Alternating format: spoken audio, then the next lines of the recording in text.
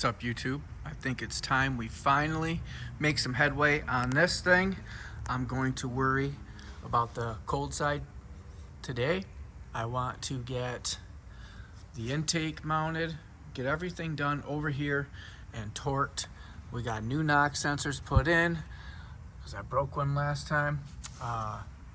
Basically, I just want to get the intake and everything on, and then we can worry about this side. It's all mocked up, nothing's torqued, it's just all bolted together, and get this wire harness routed.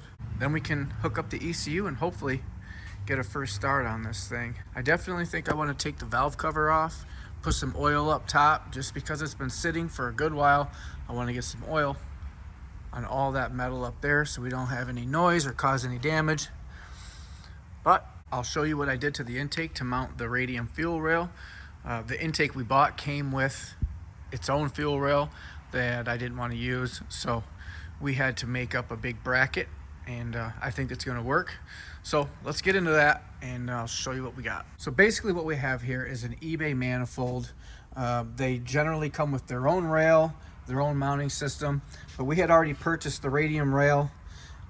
We wanted to go with that setup. It's perfect. We love it, but it did not mount to this rail. So I had to make this out of 3/16 steel. We cut that. That's going to mount the rail. We've got our little mounting bolts that we made out of some aluminum round stock.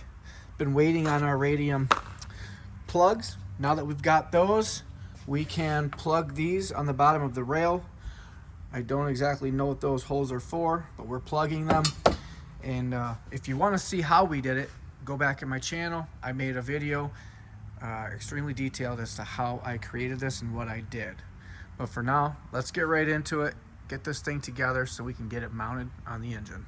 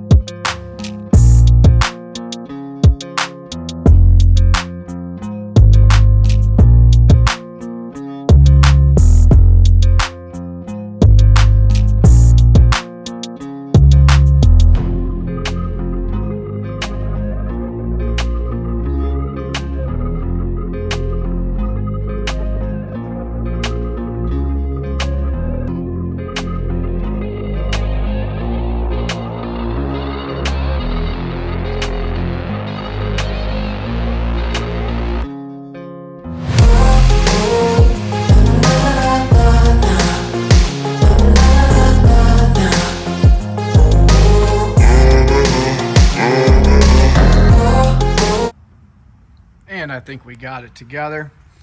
This, you can see how the rail holds it down.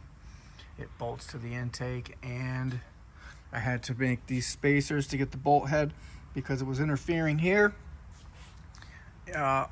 All in all, it doesn't look bad. It's gonna do its job. It's gonna get this intake in this car with the RADIUM rail. We bought these intake gaskets. Drift Motion says that these will cool your intake air temps up to about 15 degrees, I believe. I know the set came with two. I'm pretty sure I'm going to need the other one with the humps for the injectors. So let me dig that out, and then I need to find the hardware, and let's get this torqued onto the side of the engine. Finally. I've been looking for 10 minutes for that gasket, and here it is. Got it. All right. Let's get this on there. I'm trying to think of anything I forgot that I'm about to bury. I know I figured out my heater core hoses. This is going to be what I run those to. I've got my hoses coming out of the back of the motor here, coming down and around. One's going to go to that with a loop, and one's going to go to that. So it's going to circulate. I think that's going to work. I've got my wire harness where I want it. I'm thinking about running it up and over for now. If I don't like it and I have room, I will just go in between there and do that. I do still need to get this cable here for my slave cylinder, but we got to move forward. Let's get it in there and see how it looks.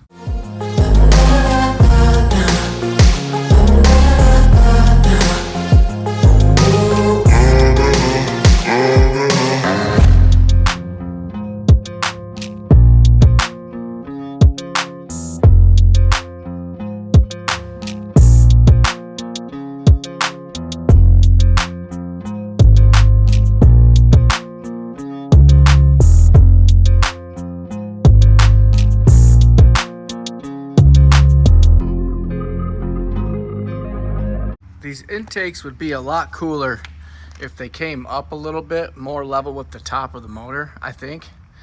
I mean, it looks all right. It kind of looks weird from here.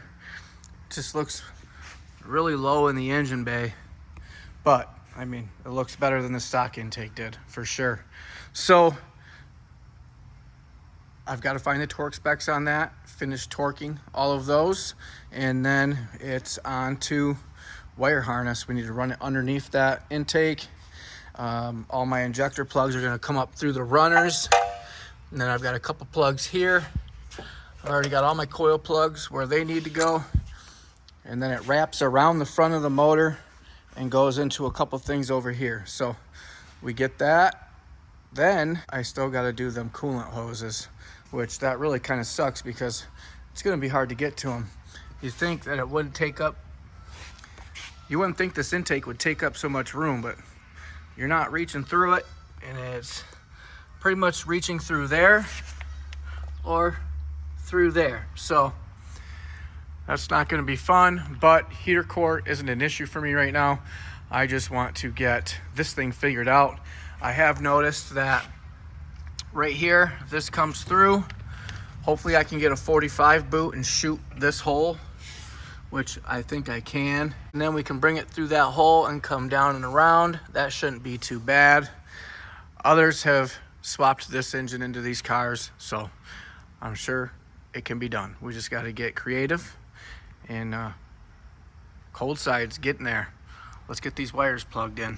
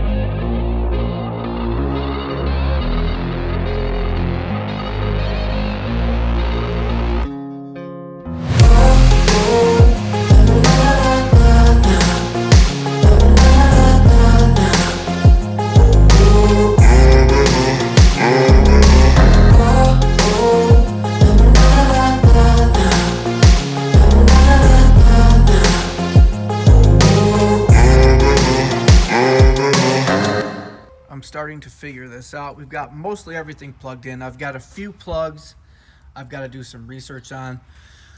Because we went with the Chase Bays oil cooler kit, now my oil pressure sensor's gone and my oil temp sensor's gone.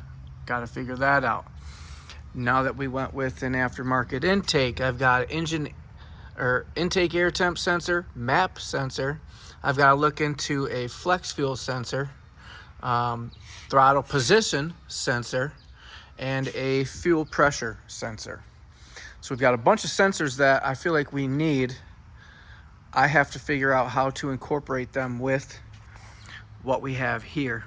It's been done a million times before. It's just going to take me going to YouTube and forums. I will figure it out. I just got to figure out what people are doing with this manifold, this fuel rail, and that oil cooler. So it is what it is. That's about as far as I can get today. We've got this thing mounted. We've got fuel lines ran from the tank up to here. I've got to get those in here. One line here. We've got to get a line in the back there with a 90. That should be pretty easy and straightforward. I've got the starter hooked up. I have 2 ground wires I've got to get connected down underneath the intake. And that's about it. And then we can move on over to this side. There are no sensors on this side, so we can just get the turbo remounted. We got to get the manifold. We have all titanium studs and nuts that we swapped to. This manifold is odd, so you know there are a couple spots where studs just are not going to work, so we've got to do that, get the gaskets in there, get everything mounted 100% on this side. Oil lines ran, cooling lines ran, and then we can start this thing up. Hear it run. Once we hear it run, we can mount cooling system, everything else, get it buttoned up, go get it tuned and hopefully drive this thing. I'm excited about it. I've just been waiting on parts, and a lot of this stuff I don't know how to do. I've never done this before, so I'm just kind of figuring out as I go. And I encourage you to get into a project, something you've never done before. It seems impossible. You can do it. I have managed to get away with so much. I don't know how to do it. I just go to the internet, figure it out, and always come away with a win in the end.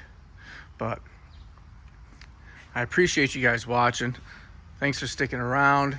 If you haven't already, please subscribe to the channel. It helps a lot. Hopefully we get this thing running, going down the road, burning some rubber. I still am deciding if we're throwing our wide body kit on this. Cannot get past the fact that we have to cut the quarter panels.